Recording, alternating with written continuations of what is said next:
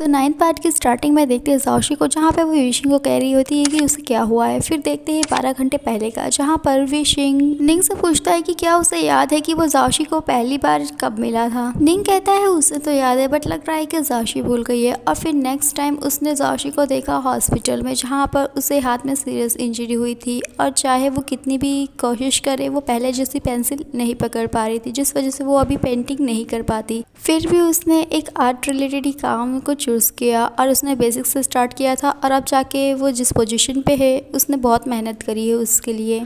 और जाओशी हमेशा कहती है कि उसने उसकी जान बचाई है, बट वही है जिसे मालूम है कि उस रात जाओशी ने उसकी जान बचाई थी और उसके वजह से इंजरी हुई है, वो काफ़ी वीक था। फिर निंग सुबह उठता है और अपने आप को देखता है तो वो विशिंग को चिल्ला रहा होता है कि क्या उसने कुछ उसके साथ गलत तो नहीं कर दिया है। विशिंग उसे कहता है कि उसने ऐसा कुछ नहीं किया है, उसे बस डॉक्टर ने थोड़ा सा दिया है दवाई, इसकी वजह से उसे अभी भी थोड़ी बेहोशी है क्योंकि उसे नींद की दवाई दी गई थी। विशिंग निंग को कहता है कि वो मिशू के साथ इतना सारा रहा है, फिर भी उसने उसकी एक भी ट्रिक नहीं सीखी है। उसे लग रहा है कि स्नो फैमिली का जो नाम है वो तो उसके वेस्ट कर रहा है।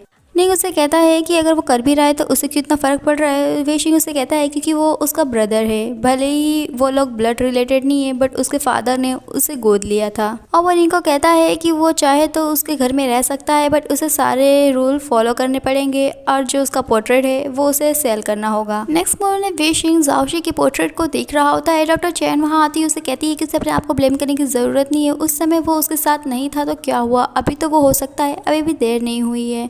फिर जाओशी विशिंग को कह रही होती है कि क्या वो उसे हक करना बंद करेगा, वो सांस नहीं ले पा रही। जाओशी विशिंग को कहती है कि वो क्या ये कहने के लिए यहाँ आया था। विशिंग कहता है तो उसे और क्या लग रहा है, क्या वो उसका फ़ायदा उठाने के लिए आया था, वो उसके लिए ऐसे कैसे सोच सकती है, क्या उसे वो एक बेहुदा इंसान समझती है। तो जाओशी कहती है कि ऐसा नहीं है कि वो उसे अपना एडवांटेज लेने देती, और उसे ये तो नहीं लग रहा है कि ये उसने उसके कन्वीनियंस के लिए पहन के रखा है। विशिंग कहता है देख कर तो कुछ ऐसा ही लग रहा है। जाओशी उसे चिल्लाती और कहती है कि वो कुछ भी सोच रहा है, उसने अपने कपड़ों पे कॉफ़ी गिरा ली थी तो उसने साफ करने के लिए दिया है, और इससे पहले कि उसकी ड्रेस आए वो आ गया है। विशिंग कहता है कि उसे यकीन नहीं है और उसे लग रहा है ये कुछ ज़्यादा ही इत्तेफाक हो गया है। तभी डोर पे कोई आता है और जाओशी का नाम लेके कहता है कि उसकी ड्रेस तैयार है, और जाओशी विशिंग को लुक देती है। फिर वो दोनों कार्ड खेल रहे होते हैं। जाओशी कहती है कि उसे अपना प्रॉमिस तो याद है ना कि अगर वो जीती तो वो दोनों को कलीग्स बन के रहना होगा। जाओशी को वो कहता है हाँ उसे याद है, बट उसे लग रहा है कि जीतने वाला तो वही है, क्योंकि अभी जाओशी के पास 2 कार्ड है जिसमें से एक जोकर है, और वो एक कार्ड ले लेगा तो वो जीत जाएगा, बट अभी वो उसे चांस देना चाहता है। और वो जाओशी से कहता है कि अगर उसने जोकर वाला कार्ड चूज किया तो वो जीत जाएगी। और जब वो कार्ड चूज कर रहा होता है तो वो जोकर वाला चूज करता है, जिससे जाओशी स्माइल करती है। वो ये देखता है अब वो दूसरा उठाने वाला रहता है, तभी वो चिल्ला के कहती है कि वो प्रेग्नेंट है, जिस वजह से वो जोकर वाला चूज कर लेता है। विशिंग जाओशी से कहता है कि उसने चीटिंग की है, उसने सिंपली इतने जोर से चिल्ला के क्यों कहा कि वो प्रेग्नेंट है, और क्या वो प्रेग्नेंट है। जाओशी कहती है कि उसने कहा था कि ऐसा कुछ अलाउड नहीं है, और वो बता दे कि वो प्रेग्नेंट नहीं है और वो जीत चुकी है तो वो जा रही है। बट तभी विशिंग उसे रोकता है और कहता है कि फिर से वो उसे छोड़ के जा रही है। तो जाओशी इधर उधर देखने लगती है। विशिंग को याद आता है कि लास्ट टाइम उसने कैसे उसे बांध दिया था, तो वो उसका हाथ छोड़ देता है और फिर वो चिल्लाते हुए जाती है कि उसे याद रखना है कि वो लोग सिर्फ कलीग्स है। इसके बाद देखते हैं क्यूजिंग को, जहाँ पे वो रेचल को पूछ रही होती है कि उन लोगों की कंपनी में फ्लावर्स का अरेंजमेंट कौन करता है। वो उसे बताती है कि सनी करती है, बट मिस्टर ली के ऑफिस में, मतलब मेचेंग के ऑफिस में अदा हमेशा ही फ्लावर को हर एक दिन के बाद चेंज करती है। क्यूजिंग पूछती है कि अदा ऐसा क्यों करती है। रेचल उसे कहती है कि वो और ऐसा क्यों करेगी। उसे लगता है कि जो मिस्टर ली है, जो अपनी वाइफ से इग्नोर होता है, वो एक दिन उसे नोटिस जरूर करेगा। क्यूजिंग चिल्ला के कहती है कि वाइफ से इग्नोर। रेचल उसे आवाज कम करने के लिए कहती है और बताती है कि जो मिचेंग है उसे देखकर लगता है कि उसकी वाइफ उसका जरा भी टेक केयर नहीं करती है। ये सुनते ही क्यूजिंग सब कुछ सोचती है तो उसे रियलाइज होता है कि जो मीचेंग है वो हमेशा से ही उसका ख्याल रखते हुए आया है। और तभी रेचल उसे कहती है कि मीचेंग इस सब के बाद भी खुश रहता है। अब वो सोच रही है कि उसकी वाइफ कितनी खूबसूरत होगी कि वो उसके लिए इतना लॉयल है। क्यूजिंग कहती है कि क्या होगा अगर उसकी वाइफ खूबसूरत ना हो। रेचल कहती है कि ये इम्पॉसिबल है, क्योंकि अभी भी ऑफिस में सभी लोग उसकी वाइफ से मिलना चाहते हैं और बहुत सारे लोगों ने तो उसके नंबर मांगे हैं। उसे वो क्यूजिंग को एक मैसेज आता है जिससे कि वो स्माइल करती है। रेचल कहती है कि क्या उसे कोई फनी टेक्स्ट आया है। वो कहती है कि ये उससे भी ज्यादा लग रहा है कि जो गेम है वो एंड होने वाला है। नेक्स्ट मोमेंट में देखते हैं अदा को, जो कि क्यूजिंग को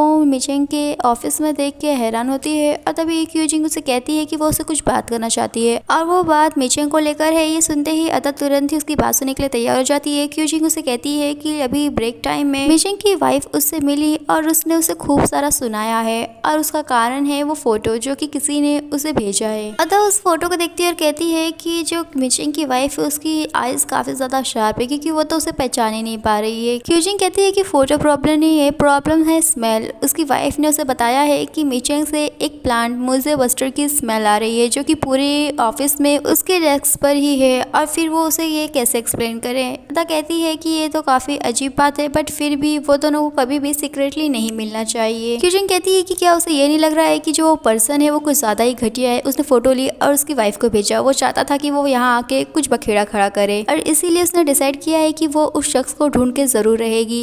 अदा कहती है कि क्या उसे कोई क्लू मिला, तो क्यूजिंग कहती है कि वो बता रही कि जो कैमरेज है वो सारे डेकोरेशन के लिए, बट उसे बिलीव है कि एक जगह है जहाँ से लोगों को फुटेज मिल सकती है। वो बताती है कि केटीवी रूम जहाँ पर वो लोग थे वहाँ का जो स्टोर है उसमें कैमरे जो है वो हमेशा ही 24/7 चालू रहता है और जिसने भी इन लोगों की फोटो ली थी वो जरूर वहाँ से गुजरा होगा और अभी तक तो मिचेंग की वाइफ वहाँ पहुँच भी गई होगी, फुटेज भी देख लिया होगा और उसने उसे प्रॉमिस करा था कि वो ज़रूर उसे ढूंढेगी और वो जो कल्प्रिट है उसे 1 बजे कॉल करेगी।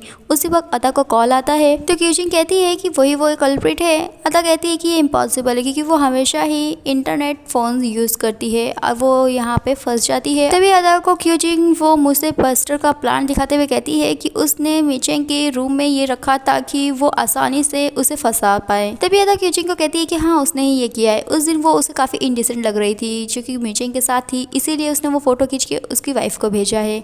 क्यूजिंग कहती है कि उसने ये फर्स्ट टाइम मिचेंग का फोटो खींचा है या हमेशा ही वो खींचती रहती है, उसे तो ये सब रिपोर्ट करना पड़ेगा पुलिस के पास। तभी वो आती है गुस्से में और कहती है कि वो अपने आप को समझती क्या, उसे धक्का देती है और वहाँ पर जो पजल लगा हुआ है वो नीचे गिर जाता है। उसे वो वहाँ पर रेचल आती है और कहती है कि वो दोनों क्या कर रहे हैं। उसका जो इतना अच्छा पजल उसने बना के रखा था जो लीचिंग का फेवरेट था वो उसने गिरा के ख़राब कर दिया है। और फिर जब वो ऑफर मतलब क्यूजिंग ऑफर करती है उसका पजल सही करने के लिए तो रेचल कहती है कि वो अकेले ही बना लेगी, बट पजल का एक टुकड़ा वहीं रह जाता है जिसे क्यूजिंग देखती है। और आगे ही देखते हैं निंग को जो कि डॉक्टर चैन के पास होता है। डॉक्टर चैन उसे कहती है कि वो खेलना बंद करेगा तो काम कर सकती है और वो उसे कहती है कि वो सनग्लासेस लगा के वो क्यों बैठा है। तो निंग कहता है कि वो वापस से उसके साथ वो ना कर पाए जो पिछली बार कर रहा था। तो डॉक्टर चैन उसे कहती है कि वो उसे इतना बड़ा इश्यू बनाने की जरूरत नहीं, उसने एक छोटा सा हिप्नोटिज्म उसे किया था और एक छोटी सी नींद की दवाई दी थी और देखा जाए तो अभी वो जिस कंडीशन में है हिप्नोटिज्म उसे फायदा कर सकता है और नींद की दवा से उसे ख्वाब आएंगे जो हो सकता है कि उसकी पास्ट की मेमोरीज हो। निंग कहता है कि उसे अपने पास्ट को याद ही नहीं करना है। डॉक्टर चैन उससे रीजन पूछती है तो वो बताता है कि उस समय वो काफी यूजलेस था, वो किसी की मदद नहीं कर पाया। डॉक्टर चैन उसे कहती है कि अभी वो जो है वो तो है बट उसका जो पास्ट है वो रह चुका है और हो सकता है कि वो पास्ट में कोई ऐसा हो जिसे वो अभी भी याद रखना चाहे और तभी उसे दिखता है फेफे की फोटो। नेक्स्ट सीन में देखते हैं मिचेंग को जहाँ पर वो वेशिंग से पूछता है कि क्या उसके और जाओशी के बीच में कुछ हुआ है। तभी वो कहता है कि वो तो चाह रहा है कि कुछ होए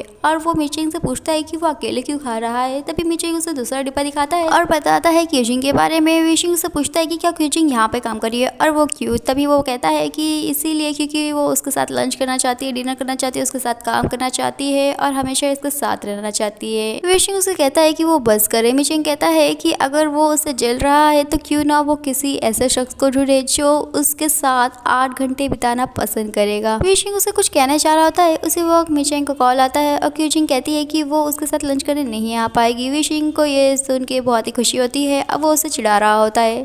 तभी मिचेंग उसे चिढ़ाते हुए कहता है कि लग रहा है कि जो जाओशी है वो उसके साथ वापस आना ही नहीं चाहती।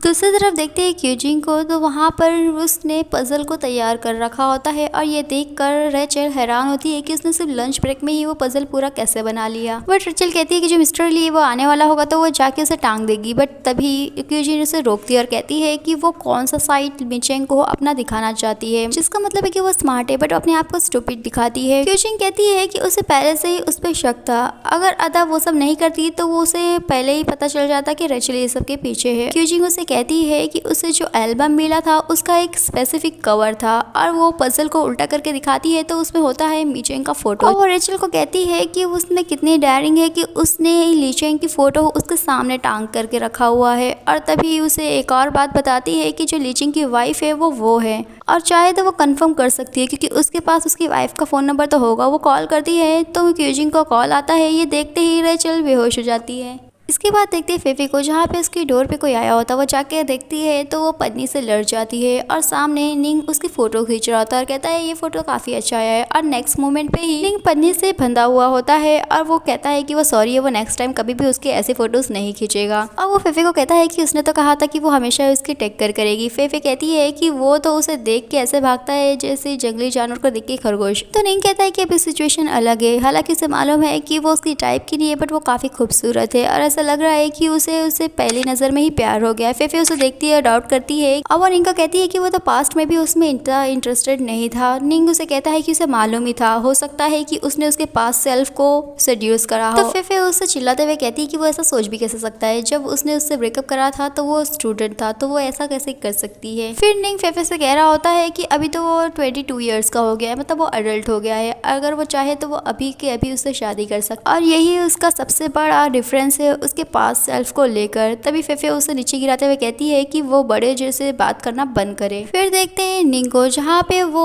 पहले वाले निंगफे की पेंटिंग देख रहा होता है। फेफे वहाँ आती है तो वो उसे रुकने के लिए कहता है और जब वो मुड़ता है तो फेफे को लगता है कि निंगफे उसे देख रहा है। वो उसे स्माइल करके देखता है तो फेफे उसे पूछती है कि क्या उसे सब कुछ याद आ गया है। निंग उसे थैंक यू कहता है कि उसने उसका वेट किया और वो उसे किस करना चाह रहा था बट बीच में स्माइल करता है और फेफे को भी समझ में आ जाता है कि वो नाटक कर रहा है। निंग उसे कहता है कि उसे कब पता चला, क्या सच में वो बिलीव कर ली थी कि उसका निंगफे वापस आ गया है। और वो फेफे को कहता है कि क्यों ना वो लोग अपना रिलेशनशिप वापस से स्टार्ट करे और वैसे भी वो निंगफे ही है। फेफे उसे कहती है कि क्या उसने पी रखी है कि वो इतना सारा नॉनसेंस बातें कर रहा है और वो उसे कहती है कि वो उसे इक्वली ट्रीट क्यों करे क्योंकि उन लोगों की जो पास की मेमोरी है वो सारी उसे याद है। निंग फेफे को कहता है कि वो वेट तो नहीं कर रही कि उसकी मेमोरी वापस आ जाए। वो कहती है कि वो कर रही तो क्या, वो कहता है कि ऐसा कभी नहीं होगा और अभी उसे याद भी आ गया तो उसके लिए उसकी जो फीलिंग है वो चेंज हो चुकी है। फेफे उसे धक्का देती है और कहती है वहाँ से निकल जाने के लिए। निंग फे वहाँ से जाते हुए वहाँ के शेल्फ को लात मारते हुए जाता है जिस वजह से वहाँ पर जो बॉक्स रखा है वो गिरने वाला होता है। फेफे उसे पकड़ने की कोशिश करती है बट वो गिर जाता है और जब वो बॉक्स को ओपन करके देखती है तो उसमें रखा हुआ बाउल टूट चुका होता है। ये देखता है निंग और फेफे को कहता है कि वो एक जस्ट बाउल है तो वो इतना क्यों ओवर रिएक्ट कर रही है। तभी फेफे उसे कहती है कि वो वहाँ चले जाए और वापस कभी ना आए और देखने में पता चलता है कि जो वो बाउल है वो निंगफे को काफी पसंद था। इसके बाद देखते हैं जाओशी को, जहाँ पे पाए उसे बताती है कि वेशिंग आया है और वो किसी से बात नहीं कर रहा है, कह रहा है कि वो उसी से बात करेगा और वो उसका वेट कर रहा है। जाओशी वेशिंग को कहती है कि उसने कहा था कि वो लोग कलीग बन के रहेंगे और काम रिलेटेड बात ही करेंगे, तो वो अभी यहाँ क्या कर रहा है। वेशिंग उसे कहता है कि वो काम रिलेटेड बात करने के लिए ही आया है और लग रहा है अभी तक उसके सुपीरियर्स ने उसे कुछ बताया नहीं है। और फिर उसे मेल आता है कि उसे इंचार्ज बनाया गया है प्रोजेक्ट का। तो जाओशी वेशिंग को कहती है कि अगर वो यहीं इस कंपनी में पड़ा रहेगा तो उसका जो कंपनी है यमुना उसका क्या होगा। तो वो कहता है कि जब उसकी आंखें खराब थी तो भी तो उसकी कंपनी ठीक ठाक चली रही थी। जाओशी कहती है वो तो इसीलिए क्योंकि उसके जो सबऑर्डिनेट है वेन और मीचिंग वो दोनों मिलकर सब कुछ संभाल लेते हैं और पता नहीं कि उसने अपने पिछले जन्म में क्या कर्म करे होंगे कि उसे इतने अच्छे सबऑर्डिनेट मिले हैं। तो वेशिंग उसे कहता है कि भले ही उसने कुछ भी कर्म करा हो बट लास्ट में तो उसके पल्ले वही पड़ी है। तभी वो उसे पूछती है कि अगर वो यहाँ पर है तो क्या उसके डायरेक्टर्स ने कुछ नहीं कहा। वेशिंग कहता है कि ये कंपनी की इमेज नॉर्मल भले ही है बट यहाँ पर एक ऐसी चीज है जो कि पैसों से नहीं खरीदे जा सकती है। जाओशी उससे पूछती है कि वो किस बारे में बात कर रहा है तो वो बताता है 8 आवर्स ऑफ हैप्पीनेस, 8 घंटे की खुशी जो कि उसे उसके साथ काम करके मिलेगी। तो जाओशी वेशिंग से कहती है कि वो सोच रही है कि उसे यहाँ आने पे बाद में पछतावा ना हो।